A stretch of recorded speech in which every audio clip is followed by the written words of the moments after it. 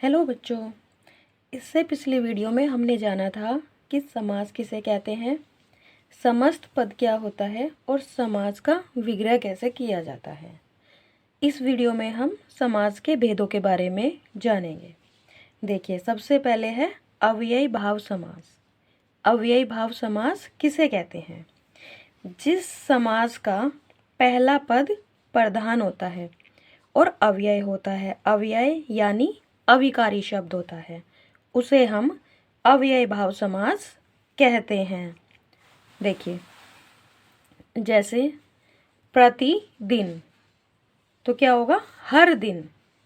आजीवन, जीवन भर। गांव गांव, प्रत्येक गांव। बीचों बीच, बीच ही बीच में। घड़ी घड़ी, हर घड़ी। दिनों दिन, दिन ही दिन में। अब जैसे देखिए तत्पुरुष समास। देखिए, तत्पुरुष समास किसे कहते हैं? जिस समास में उत्तर पद प्रधान होता है। देखिए, जिस समास में उत्तर पद प्रधान होता है तथा प्रथम पद क्या होगा? संज्ञा होगा और समास करते समय उसके विभक्ति चिन्हों का लोप हो जाता है, तो उसे क्या कहते हैं? तत्पुरुष समास कहते हैं। अब देखिए, तत्पुरुष समास कितने होते हैं? तत्पुरुष समास होते हैं 6। हम कैसे तत्पुरुष समास बनाएंगे? हमारे जो कारक होते हैं 8 होते हैं, लेकिन हम 8 में से 6 के ही तत्पुरुष समास बना सकते हैं। देखिए, जैसे कर्म तत्पुरुष, इसकी विभक्ति है को। कर्ण तत्पुरुष, इसकी विभक्ति है से या द्वारा। संप्रदान तत्पुरुष, इसकी विभक्ति है के लिए। अपादान से के लिए प्रयोग होता है, लेकिन यहाँ अलग होने के भाव में इसका हम प्रयोग करते हैं। संबंध का की के। अधिकरण में पर, इसमें जो हमारा कर्ता और संबोधन होता है उससे तत्पुरुष समास नहीं बनाया जाता। कर्म तत्पुरुष तत्पुरुष समास का पहला भेद है। अब देखिए, कर्म तत्पुरुष समास का इसकी विभक्ति क्या है? इसकी विभक्ति है को। जैसे यश प्राप्त, तो यश को प्राप्त। रथ चालक, अब जैसे यहाँ क्या है? यहाँ पर इनकी विभक्ति का लोप हो जाता है। ऐसे देखिए, रथ चालक, रथ को चलाने वाला। ग्रामगत, ग्राम को गया हुआ। सर्वप्रिय, सबको प्रिय।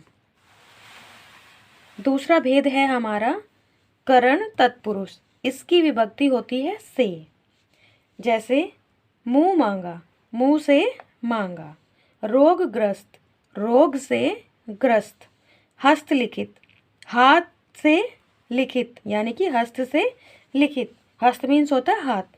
भूखमरा, भूख से मरा।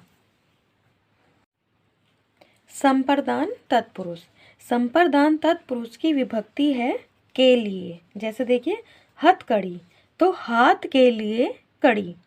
यज्ञशाला, यज्ञ के लिए शाला। प्रयोगशाला, प्रयोग के लिए शाला।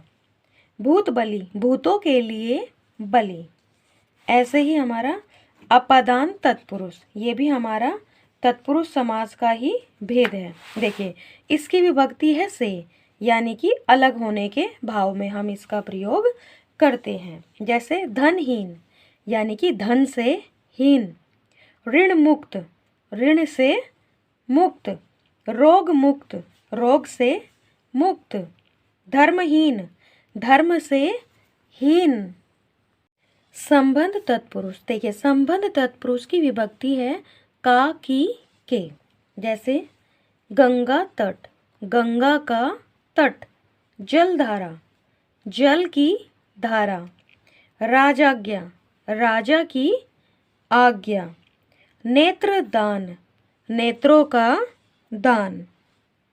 ऐसे ही अधिकरण तत्पुरुष की विभक्ति है में पर। जैसे वनवास, तो वन में वास। ध्यान मग्न, ध्यान में मग्न। घुड़सवार, घोड़े पर सवार। कार्य कुशल, कार्य में कुशल।